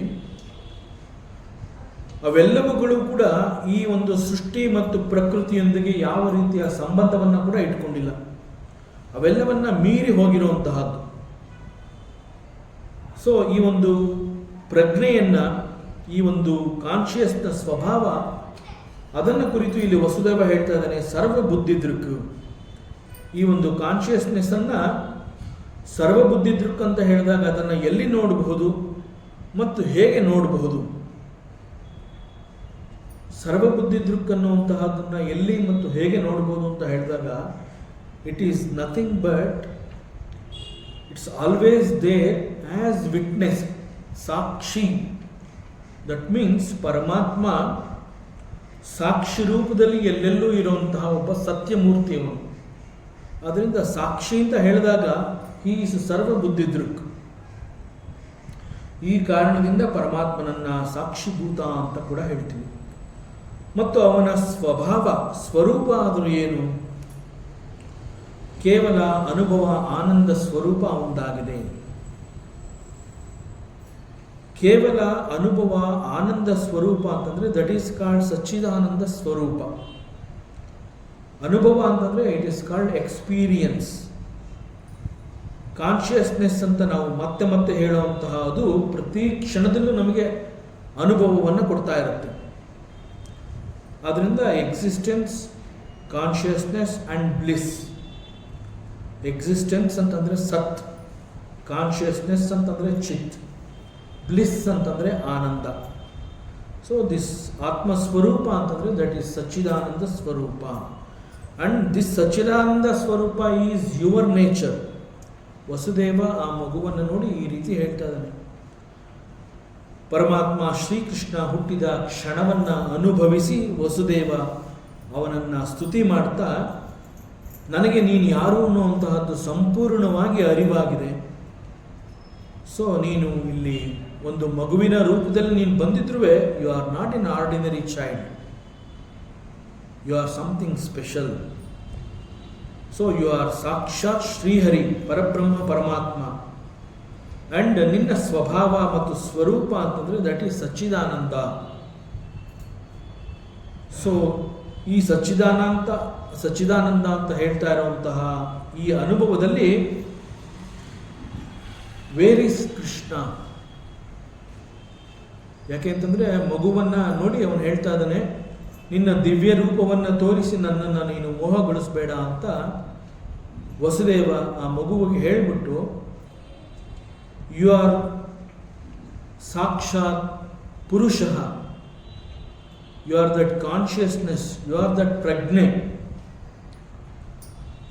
ಸೊ ಆ ಮಗುವನ್ನು ನೋಡಿ ಈ ರೀತಿಯೆಲ್ಲ ಹೇಳಿದಾಗ ಆ ಪ್ರಜ್ಞೆ ಅಥವಾ ಕಾನ್ಷಿಯಸ್ನೆಸ್ ಅದು ನೀನೇ ಆಗಿದೆಯಾ ಅಂತ ಹೇಳಿದ್ಮೇಲೆ ಆ ಕಾನ್ಷಿಯಸ್ನೆಸ್ನಲ್ಲಿ ವೇರ್ ಈಸ್ ಕೃಷ್ಣ? ಈ ಪರಮಾತ್ಮ ಶ್ರೀಕೃಷ್ಣ ಅಲ್ಲಿ ಎಲ್ಲಿದ್ದಾನೆ? ಸಾಮಾನ್ಯವಾಗಿ ಪರಮಾತ್ಮ ಶ್ರೀಕೃಷ್ಣ ಅಂತ ಹೇಳಿದಾಗ ನಮ್ಮ ಗಮನ ಸದಾ ಒಂದು ಮೂರ್ತಿಯ ಕಡೆ ಹರಿದಾಡುತ್ತೆ. ಆದರೆ ವಸುದೇವ ಹೇಳ್ತಾ ಇದ್ದಾನೆ, ಯು ಆರ್ ಕಾನ್ಷಿಯಸ್ನೆಸ್, ನೀನು ಸಾಕ್ಷಾತ್ ಪುರುಷ, ನೀನು ಪ್ರಜ್ಞಾರೂಪಿ ನೀನು. ಸೊ ಈ ರೀತಿ ಅವನು ವರ್ಣನೆ ಮಾಡ್ತಾ ಇದ್ದಾಗ ನನಗೆ ನೀನು ಗೊತ್ತಾಗಿದೆಯಾ ಅಂತ ಹೇಳಿದಾಗ ವೇರ್ ಈಸ್ ದಟ್ ಕೃಷ್ಣ? ಇಂತಹ ಕೃಷ್ಣನನ್ನು ನೋಡಬೇಕು ಅಂತಂದರೆ ನಾವೇನು ದ್ವಾಪರ ಯುಗಕ್ಕೆ ಹೋಗಬೇಕಾಗಿಲ್ಲ. ಈಗ ಅವನ ಅನುಭವ ಈ ಕ್ಷಣದಲ್ಲೂ ಕೂಡ ಎಲ್ಲರ ಹೃದಯದಲ್ಲಿ, ಅಂತರಂಗದಲ್ಲಿ ನಾನು ನಾನು ಅಂತ ಸ್ಫುರಿಸ್ತಾ ಇರುವಂತಹ ಪ್ರಜ್ಞೆಯಲ್ಲಿ ಅವನೀಗಲೂ ಕೂಡ ಇದ್ದಾನೆ. ಸೊ ಆ ರೀತಿಯಲ್ಲಿ ನೀನು ನನ್ನ ಹೃದಯದಲ್ಲಿ ಆತ್ಮಸ್ವರೂಪಿಯಾಗಿ ಇದೆಯಾ? ನನ್ನ ಸ್ವರೂಪದ ಅನುಭವವನ್ನು ಗುರುತಿಸಿ ನಾನು ನಿನ್ನನ್ನು ಸ್ತುತಿ ಮಾಡ್ತಾ ಇದ್ದೀನಿ. ದಟ್ ಆತ್ಮಸ್ವರೂಪ ಈಸ್ ನನ್ ಅದರ್ ದ್ಯಾನ್ ಸಚ್ಚಿದಾನಂದ ಪರಬ್ರಹ್ಮ ಪರಮಾತ್ಮ, ಆ್ಯಂಡ್ ಯು ಆರ್ ದಟ್ ಪರಬ್ರಹ್ಮ ಪರಮಾತ್ಮ, you are that Krishna. So Krishna is there in everybody's heart. ಎಲ್ಲರ ಅಂತರಂಗದಲ್ಲಿ ನಾನು ನಾನು ಅಂತ ಹೇಳಿ ಸ್ಫುರಿಸ್ತಾ ಇರುವಂತಹ ಆ ಒಂದು ಪ್ರಜ್ಞೆ is none other than Krishna.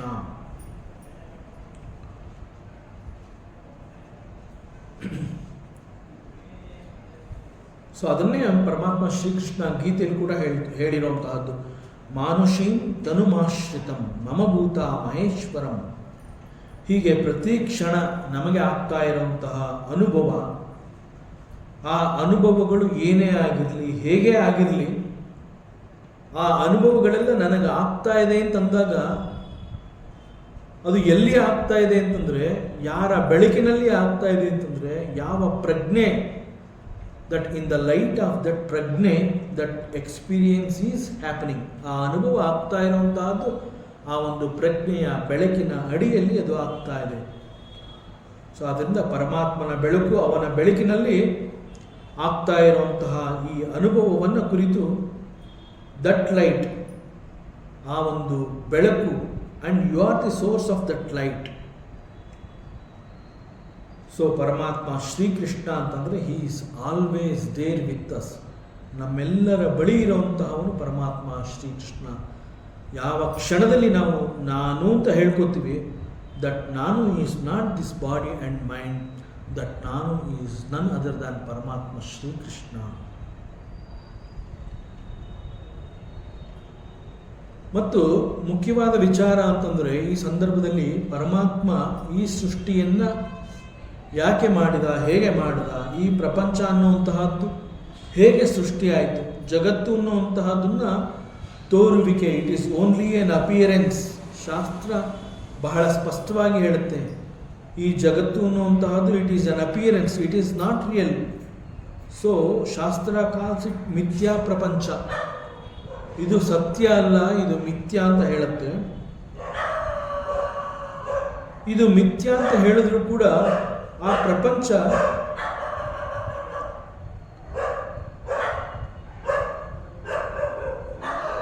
ಆ ಜಗತ್ತು ತನ್ನನ್ನು ತೋರಿಸ್ಕೋತಾ ಇದೆ.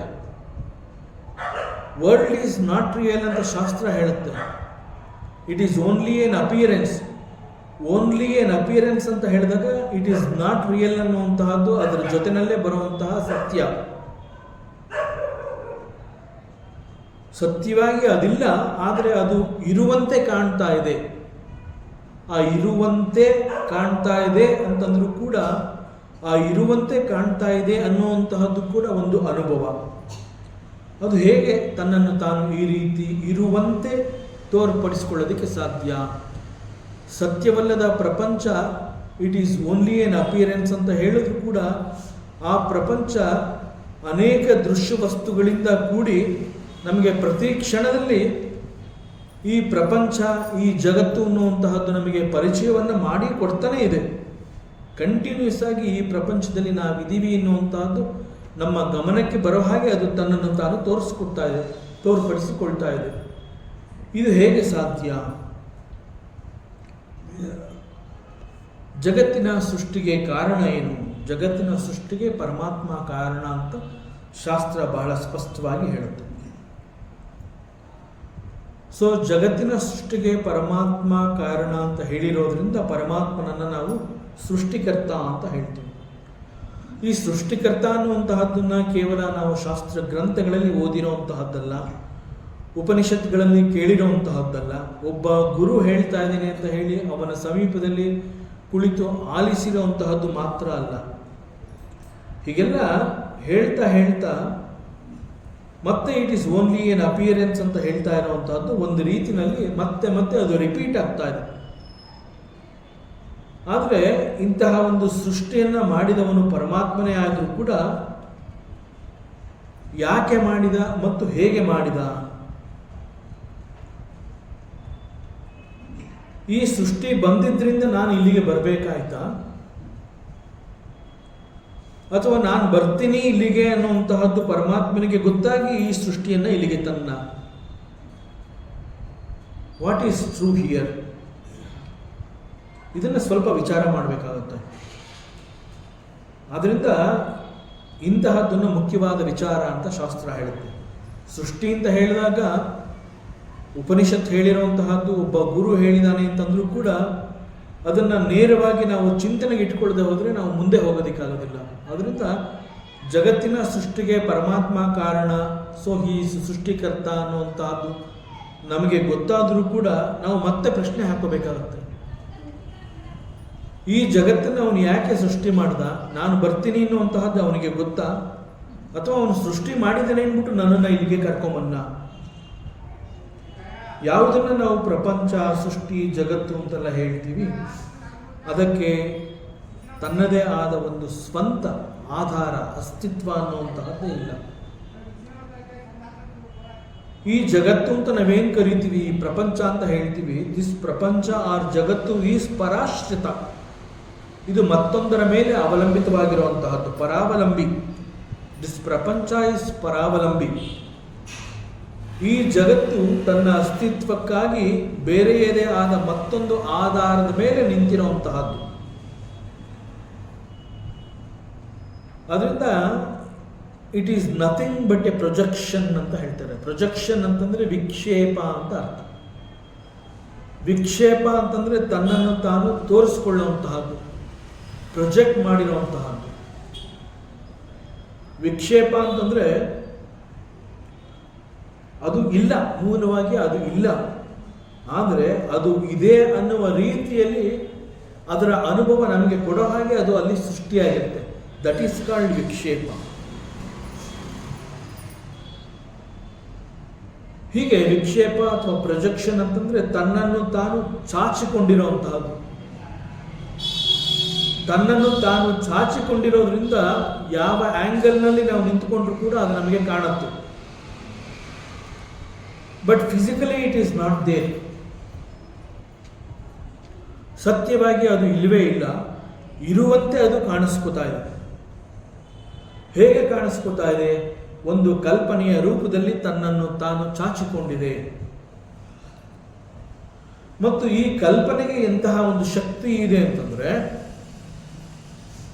ದೋ there is no physical nature, physical form ಅನ್ನುವಂಥದ್ದು ಇಲ್ಲದೆ ಹೋದರೂ ಕೂಡ ಅದು ಒಂದು ದೃಶ್ಯವಾಗಿ ತನ್ನನ್ನು ತಾನು ತೆರೆದುಕೊಂಡು ನಮ್ಮ ಅನುಭವಕ್ಕೆ ಅದನ್ನು ಕೊಡುವಂತಹ ಶಕ್ತಿ ಈಸ್ ದೇರ್ ಫಾರ್ ಕಲ್ಪನೆ.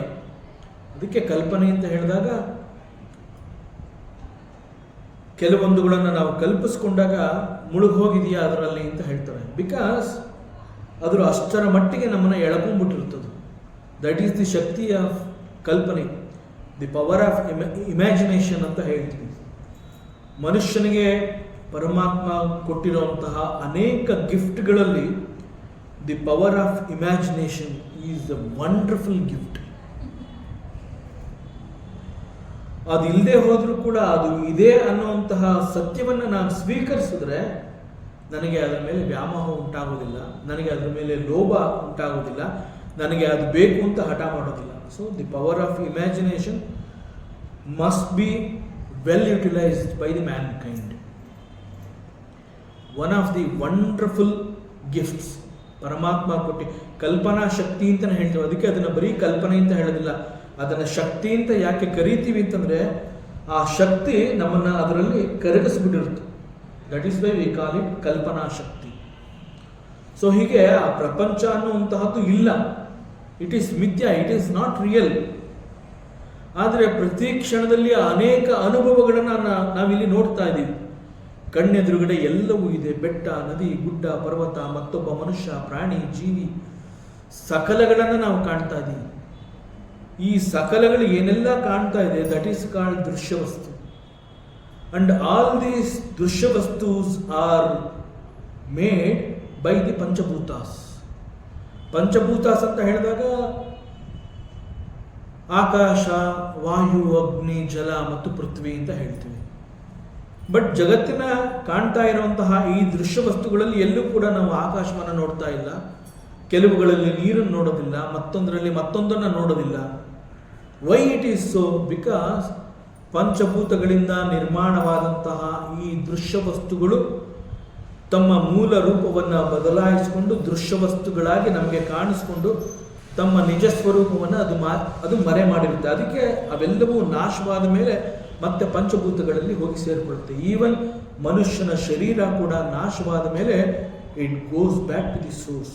ಅದಕ್ಕೆ ಮನುಷ್ಯ ಸತ್ತ ಮೇಲೆ ಪಂಚಭೂತಗಳಲ್ಲಿ ಲೀನವಾದ ಅಂತ ಹೇಳ್ತಾರೆ.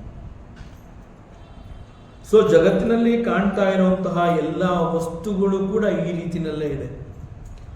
ಸೊ ವಸ್ತುಗಳು ಈ ರೀತಿ ಇದ್ದು ಪ್ರತಿ ಕ್ಷಣದಲ್ಲೂ ನಮಗೆ ಅದು ಅನುಭವವನ್ನು ಕೊಡ್ತಾನೆ ಇದೆ.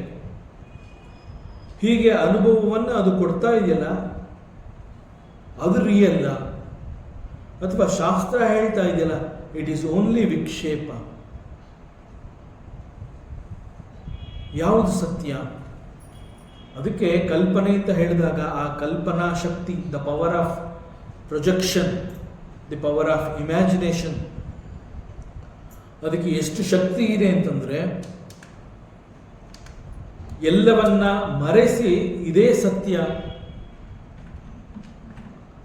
ಲೌಕಿಕವೇ ಸತ್ಯ ಅನ್ನುವ ರೀತಿಯಲ್ಲಿ ಅದು ಪ್ರೊಜೆಕ್ಟ್ ಮಾಡುತ್ತೆ. ಅಷ್ಟರ ಮಟ್ಟಿಗೆ ಅದು ತನ್ನನ್ನು ತಾನು ತೆರೆದುಕೊಂಡಿದೆ. ಆದ್ದರಿಂದ ಪ್ರಪಂಚವನ್ನ ಶಾಸ್ತ್ರ ಮಿಥ್ಯ ಅಂತ ಕರೆದ್ರೂ ಕೂಡ ಆ ಕ್ಷಣವನ್ನು ಬಿಟ್ಟು ಮತ್ತೆ ನಾವು ಲೌಕಿಕದಲ್ಲಿ ಮುಳುಗಿದಾಗ ಶಾಸ್ತ್ರ ಹೇಳಿರುವಂತಹದ್ದನ್ನು ನಾವು ಒಪ್ಕೊಳ್ಳೋದಿಲ್ಲ, ಮತ್ತೆ ಲೌಕಿಕದಲ್ಲಿ ಆಸಕ್ತಿಯನ್ನು ಹೊಂದುತ್ತೀವಿ. ದಟ್ ಈಸ್ ದಿ ಕಲ್ಪನಾ ಶಕ್ತಿ. ಆ ಒಂದು ವಿಕ್ಷೇಪ ಅಂತ ಏನಿದೆ, ಇಟ್ ಈಸ್ ನಥಿಂಗ್ ಬಟ್ ಮಾಯಾ. ಮಾಯೆಗೆ ಅಷ್ಟು ಶಕ್ತಿ ಇದೆ. ಅದಕ್ಕೆ ಮಾಯೆಯಿಂದ ಯಾರು ಯಾಕೆ ತಪ್ಪಿಸ್ಕೊಳ್ಳೋಕ್ಕಾಗೋದಿಲ್ಲ ಅಂತಂದರೆ, ಸತ್ಯವನ್ನು ನಾವು ಸ್ವೀಕಾರ ಮಾಡೋಕ್ಕೆ ಆಗದೇ ಇರೋ ಹಾಗೆ ಆ ಮಾಯೆ ಈ ರೀತಿಯಲ್ಲಿ ಈ ಒಂದು ಪ್ರೊಜೆಕ್ಷನ್ನಲ್ಲಿ ನಮ್ಮನ್ನು ಸಿಕ್ಕಾಕ್ಸಿರುತ್ತೆ. ಫಾರ್ ಎಕ್ಸಾಂಪಲ್, ನಾವು ಫಿಲಮ್ ಥಿಯೇಟರ್ನಲ್ಲಿ ಫಿಲಮ್ನ ನೋಡ್ತೀವಿ. ಒಂದು ಫಿಲಮ್ ಅಂತ ಹೇಳಿದಾಗ ಅಲ್ಲಿ ಅನೇಕ ರೀತಿಯ ಕಥೆಗಳಿರುತ್ತೆ. ಅವೆಲ್ಲವೂ ಕಲ್ಪನೆ. ಆ ಕಲ್ಪನೆಗಳ ಪ್ರತಿ ದೃಶ್ಯವನ್ನು ಸೇರಿಸಿ ಒಂದು ಕಥೆಯನ್ನು ಮಾಡಿ ಆ ಥಿಯೇಟರ್ನಲ್ಲಿ ಒಂದು ಫಿಲಮ್ ಅನ್ನುವಂತಹದ್ದನ್ನು ತೋರಿಸ್ತಾರೆ. ನಾವು ಹೋಗಿರುವಂತಹದ್ದು film, it is not real ಅನ್ನುವಂತಹದ್ದು ನಮಗೆ ಗೊತ್ತಾದರೂ ಕೂಡ ಆ ಸಂದರ್ಭಕ್ಕೆ ಅನುಸಾರವಾಗಿ ನಾವು ಅಳ್ತೀವಿ, ನಗ್ತೀವಿ, ಚಪ್ಪಾಳೆ ಹೊಡಿತೀವಿ, ಕುಣಿತೀವಿ, ಸಂಭ್ರಮ ಪಡ್ತೀವಿ. ಯಾಕೆ ಅಂತಂದರೆ ಆ ಒಂದು ದೃಶ್ಯ ನಮಗೆ ಅವೆಲ್ಲವನ್ನು ತೋರಿಸ್ತಾ ಇರುತ್ತೆ. So what is real here? The reality is the wide screen is real, not the film.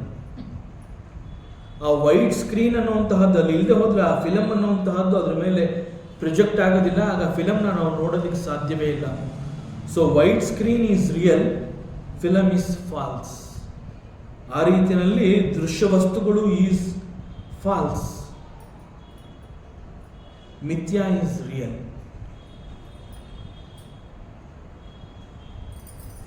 So ಈ ರೀತಿಯಲ್ಲಿ ದ ವರ್ಲ್ಡ್ ಈಸ್ ಅನ್ರಿಯಲ್, ಮಿಥ್ಯಾ ಪ್ರಪಂಚ is very vast projection on consciousness. ಅದು ನಮಗೆ ಸತ್ಯ. ಪ್ರಜ್ಞೆ, ಜಾಗೃತಿ, ಅನೇಕ ಹೆಸರುಗಳಲ್ಲಿ ಇದನ್ನ ಕಾನ್ಷಿಯಸ್ನೆಸ್ನ ನಾವು ಕರಿತೀವಿ. ಯಾಕೆ ಅಂತಂದರೆ ಈ ಪ್ರಜ್ಞೆ ಅಥವಾ ಕಾನ್ಷಿಯಸ್ನೆಸ್ ಅಂತ ನಾವೇನು ಹೇಳ್ತೀವಿ, ಇಟ್ ಇಸ್ ಅ ನೌನ್, ನಾಮಪದ. ಈ ನಾಮಪದವನ್ನು ಅನೇಕ ರೀತಿಯಲ್ಲಿ ಸಂದರ್ಭಕ್ಕೆ ಅನುಸಾರವಾಗಿ ನಾವು ಬಳಸ್ಕೋತೀವಿ. ಕೆಲವೊಂದು ಸಂದರ್ಭಗಳಲ್ಲಿ ಅದು ಪ್ರಜ್ಞೆ ಅಂತ ಹೇಳಿದಾಗ ಅದು ಹೆಚ್ಚು ಅರ್ಥವನ್ನು ಕೊಡುತ್ತೆ, ಚೈತನ್ಯ ಅಂತ ಹೇಳಿದಾಗ ಹೆಚ್ಚು ಅರ್ಥವನ್ನು ಕೊಡುತ್ತೆ, ಮತ್ತೊಮ್ಮೆ ಅದನ್ನು ಭಗವಂತ ಅಂತ ಹೇಳಿದಾಗ ಅದು ಹೆಚ್ಚು ಅರ್ಥವನ್ನು ಕೊಡುತ್ತೆ. But everything is the one only, the consciousness, ಅರಿವು ಆರ್ ಪ್ರಜ್ಞೆ.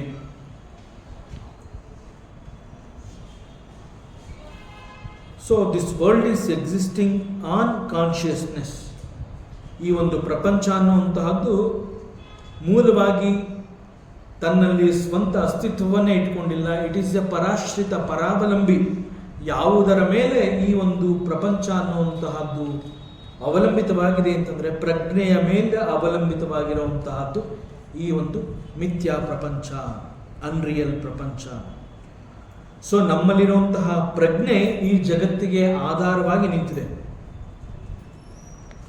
ಹೇಗೆ ಒಂದು ವೈಟ್ ಸ್ಕ್ರೀನ್ ಅನ್ನುವಂತಹದ್ದು ಫಿಲಮ್ಗೆ ಆಧಾರವನ್ನು ಕೊಟ್ಟಿದೆ, ಆ ರೀತಿಯಲ್ಲಿ ಈ ಪ್ರಜ್ಞೆ ಅನ್ನುವಂತಹದ್ದು ಈ ಜಗತ್ತು ಅಥವಾ ಪ್ರಪಂಚ ಅದಕ್ಕೆ ಆಧಾರವನ್ನು ಕೊಟ್ಟಿದೆ. ಸೊ ಪ್ರಜ್ಞೆ ಈಸ್ ರಿಯಲ್. ಹೀಗೆ ವಿಚಾರ ಮಾಡಿದಾಗ ಯಾವುದೇ ಒಬ್ಬ ಸಾಧಕ ಅವನಿಗೆ ಮೊದಲು ಬರುವಂತಹ ಪ್ರಶ್ನೆ, ಜಗತ್ತು ಅನ್ನುವಂತಹ ಅದು ಪ್ರೊಜೆಕ್ಷನ್, ಅದೊಂದು ಕಲ್ಪನೆ ಅಂತಲೇ ಆಗಿದ್ರೂ ಕೂಡ ಅದರ ಅವಶ್ಯಕತೆ ನಮಗೆ ಇದೆಯಾ, ಅದು ಬೇಕಿತ್ತಾ? When it is not real, when it is only N imagination, ಅದು ಕೇವಲ ತನ್ನನ್ನು ತಾನು ತೋರ್ಪಡಿಸ್ಕೋತಾ ಇದೆ ಅಂತ ಹೇಳಿದಾಗ ಅನ್ರಿಯಲ್ ಅಂದಮೇಲೆ ಅದು ನಮಗೆ ಬೇಕಾ ಅನ್ನುವಂತಹ ಪ್ರಶ್ನೆ ಕಾಡುತ್ತೆ. ಸೊ ಭಾಗವತ ಬಹಳ ಸೂಕ್ಷ್ಮವಾಗಿ ನಮ್ಮನ್ನು ಹೆಚ್ಚು ವಿಚಾರಗಳ ಹತ್ರ ಕರ್ಕೊಂಡು ಹೋಗ್ತಾರೆ. ಮತ್ತಷ್ಟು ವಿಚಾರ ಇದೆ, ಮುಂದಿನ ಅವಕಾಶದಲ್ಲಿ ಮತ್ತೆ ಮುಂದುವರಿಸೋಣ. ಓಂ ಪೂರ್ಣಮದಃ ಪೂರ್ಣಮಿದಂ ಪೂರ್ಣಾತ್ ಪೂರ್ಣಮುದಚ್ಯತೆ ಪೂರ್ಣಸ್ಯ ಪೂರ್ಣಮಾದಾಯ ಪೂರ್ಣಮೇವಾವಶಿಷ್ಯತೆ. ಓಂ ಶಾಂತಿ ಶಾಂತಿ ಶಾಂತಿ. ಹರಿ ಓಂ. ಶ್ರೀ ಗುರುಭ್ಯೋ ನಮಃ. ಹರಿ ಓಂ. ಈ ದಿನದ ಪ್ರವಚನ ಸೇವೆಯನ್ನು ಸದ್ಗುರು ಶ್ರೀ ಚಿಕ್ಕಲಿಂಗಣ್ಣನವರ ಪಾದಚರಣೆಗಳಲ್ಲಿ ಅತ್ಯಂತ ಭಕ್ತಿಯಿಂದ ಶ್ರದ್ಧೆಯಿಂದ ಅರ್ಪಿಸೋಣ. ಶ್ರೀ ಕೃಷ್ಣಾರ್ಪಣಮಸ್ತು.